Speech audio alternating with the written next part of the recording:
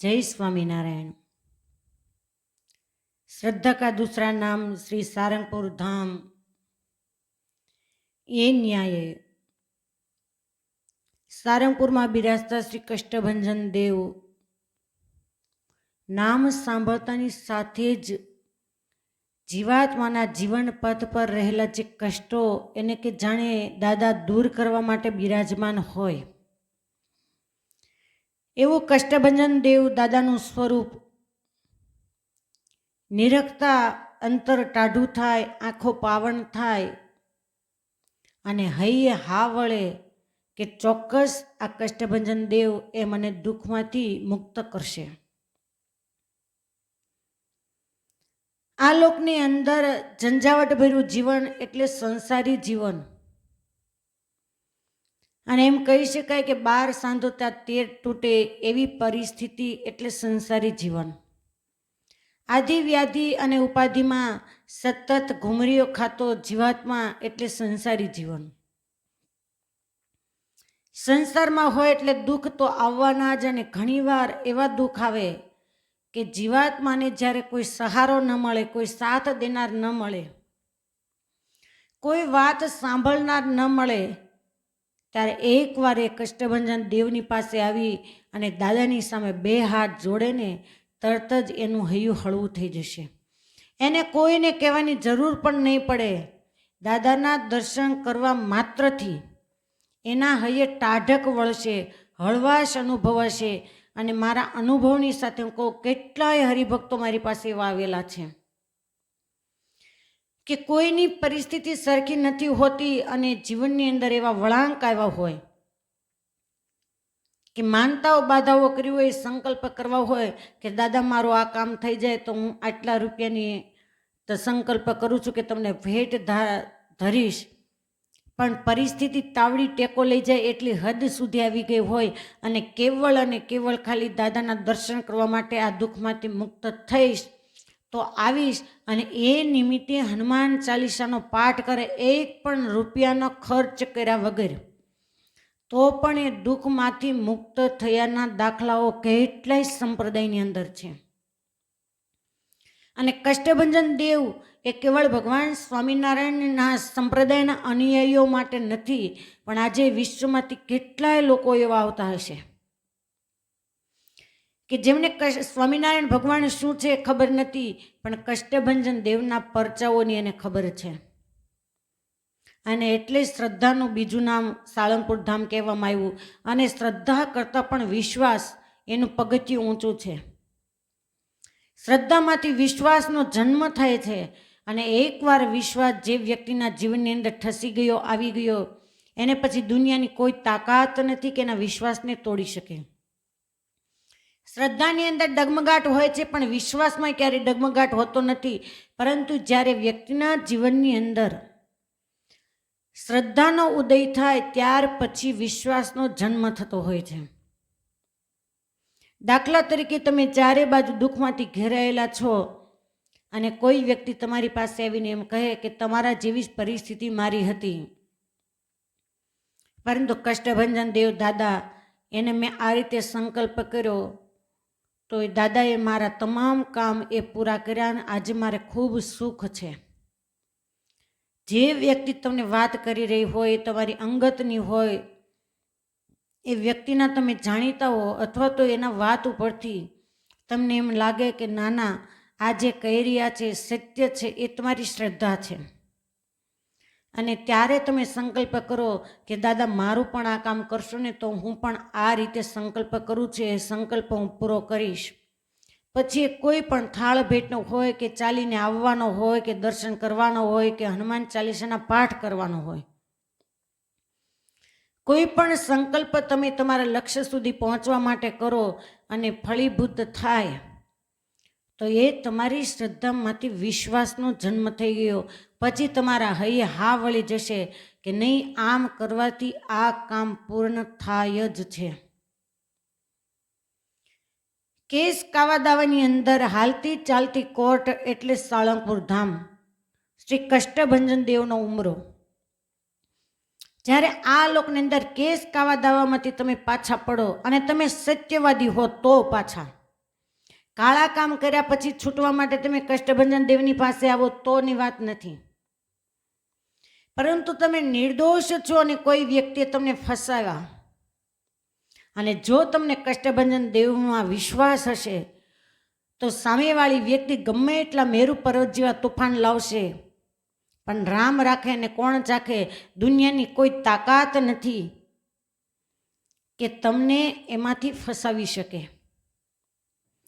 ભલે ગમે એટલા કેસ કાવા દાવા કરવા પડે તો સામેવાળી વ્યક્તિ કરે, પણ તમે ચોક્કસ નિર્દોષ રીતે સાબિત થશો ને થશો જો તમે નિર્દોષ હો તો.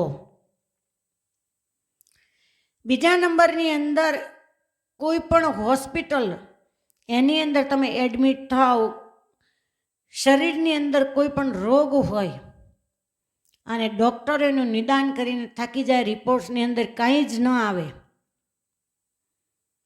MRI કરાવવામાં આવે તો પણ કાંઈ ન બતાવવામાં આવે, છતાં પણ તમારા શરીરની અંદર બીમારી છે, તો ચોક્કસ કષ્ટભંજન દેવના સાનિધ્યમાં આવી અને રક્ષા લઈ લો, પૂજામાં બેસી જાઓ. એટલે 100% ગેરંટીની સાથે કહું, 1000% કહું, 100%નું નહીં પણ. અને આવા જ કેસ અત્યારે લગભગ મોટા પ્રમાણે હોય છે પૂજામાં બેસનારા જે લોકો આવે એના માટે. લાખો રૂપિયા ડૉક્ટરોની પાછળ ખર્ચી નાખ્યા હોય, હોસ્પિટલોની અંદર કેટલાય મહિનાઓ વિતાવી દીધા હોય, અને અંતે થાકી અને સારંગપુરમાં આવે અને 5 જ મિનિટ પૂજામાં બેસે, રક્ષા લે, એ જ મિનિટે વ્હીલચેરમાં આવેલ વ્યક્તિ એને ચાલતા અમે અમારી નજરની સામે જોયા છે. આને તમે આશ્ચર્ય નહીં કહો તો શું કહેશો? આને તમે પરચો નહીં કહો તો શું કહેશો? આને તમે ચમત્કાર નહીં કહો તો શું કહેશો? મોટામાં મોટો જો ચમત્કાર થતો હોય, મોટામાં મોટા જો પરચાઓ જાણવા મળતા હોય, જોવા મળતા હોય, મોટામાં મોટી આશ્ચર્યજનક ઘટનાઓ જો જાણવા અને જોવા મળતી હોય તો સારંગપુર શ્રી કષ્ટભંજન દેવના સાનિધ્યમાં આજે પણ જોવા મળે છે. જ્યાં તમારું મન અટકી જાય, જ્યાં વિજ્ઞાન અટકી જાય, ડૉક્ટર એક વિજ્ઞાન જ છે. ડૉક્ટરનું મગજ કામ ન કરે કે આ દર્દીને શું દર્દ છે, અને સાળંગપુર દાદાની પાસે આવે અને જેના નખમાં એ રોગ ન હોય એવો તંદુરસ્ત થઈ અને વ્યક્તિ પાછો જશે, પછી શું એ દાદાને ભૂલી જશે? ભગવાન સ્વામિનારાયણના સંપ્રદાય, સ્વામિનારાયણના આશ્રિતો માટે તો મહારાજે બહુ મહેર કરી છે. એને ક્યાંય દોડવાની જરૂર નથી, છતાં પણ કઠણાઈ માથા મારતી હોય ત્યારે આપણે ચારે બાજુ જેમ એક હોસ્પિટલથી સારું ન થાય તો બીજી હોસ્પિટલને, ત્યાં સારું ન થાય તો ત્રીજી હોસ્પિટલ, જ્યાં ત્યાં દોડાદોડી કર્યા પછી પણ અંતે આ જગ્યાએ આવવું જ પડે છે.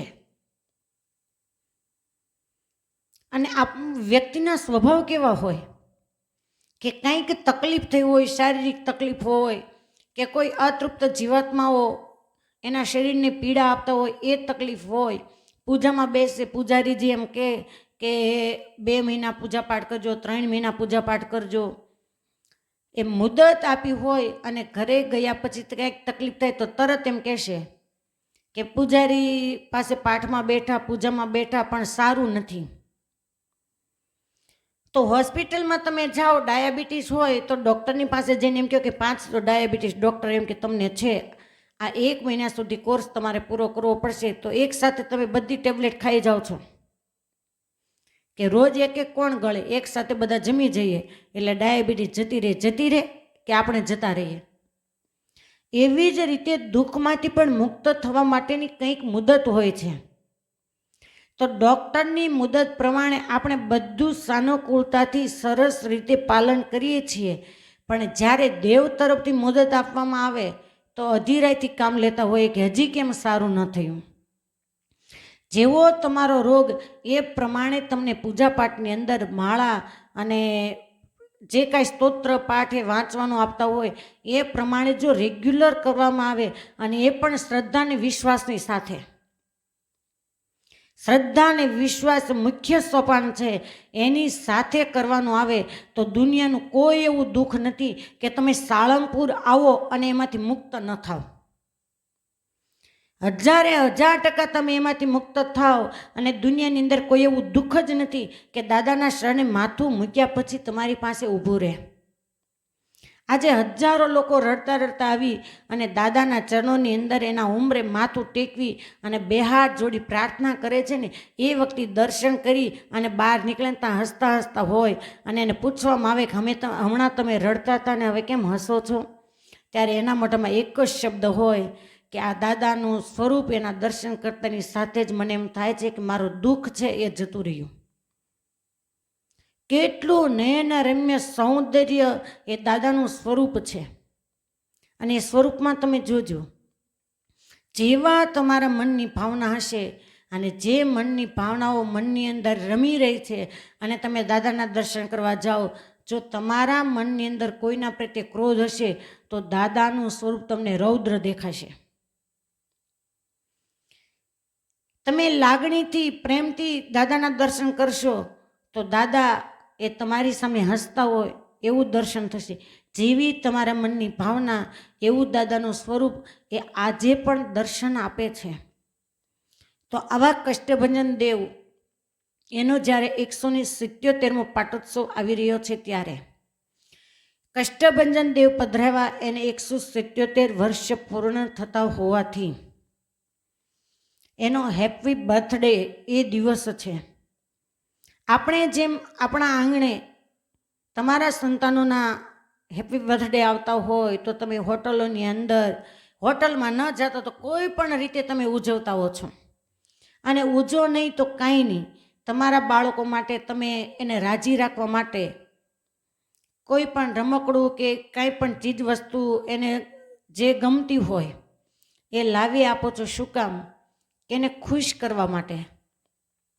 તો દાદાના આ પરમ પવિત્ર પાટોત્સવના દિવસે દાદાને રાજી કરવા માટે પાટોત્સવના દિવસે હનુમાન ચાલીસાના પાઠ કરવામાં આવે, સુંદરકાંડના પાઠ કરવામાં આવે.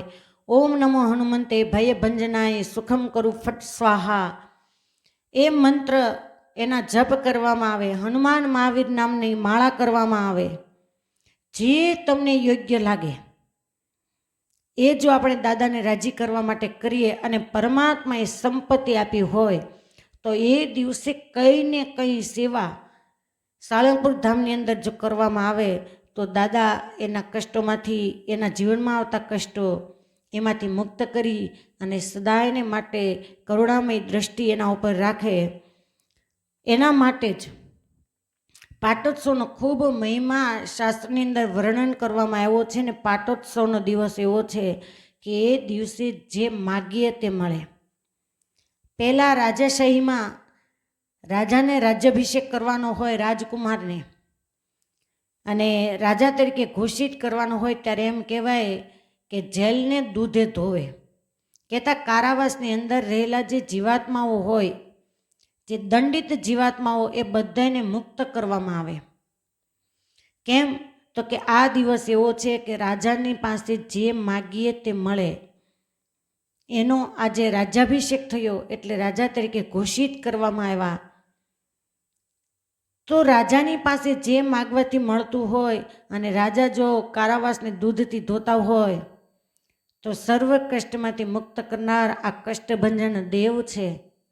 એના પટ્ટાભિષેકની રાજ્યાભિષેક એના પાટોત્સવને દિવસે જો કષ્ટભંજન દેવની પાસે બે હાથ જોડી આપણે જે કંઈ માંગણી કરીએ અને આ લોકની માગણી નહીં કરતા જે દાદામાં રહેલા ગુણો છે એના માટે પ્રાર્થના કરીએ કે હે દાદા, આપનામાં રહેલું જે દાસત્વપણું એ દાસત્વ ભક્તિ અમારામાં આવો, આપનામાં રહેલી જે સ્વામી ભક્તિ એ અમારામાં આવો.